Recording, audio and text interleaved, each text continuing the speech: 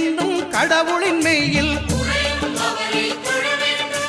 சூரியன் முதலாய் 9 கிரகமும் பலவித குணங்களை கொண்டிருக்கும் எங்கள் கற்பக தருவில் அவை வரும்போது ஒன்றாய் சேர்ந்து பலனளிக்கும்.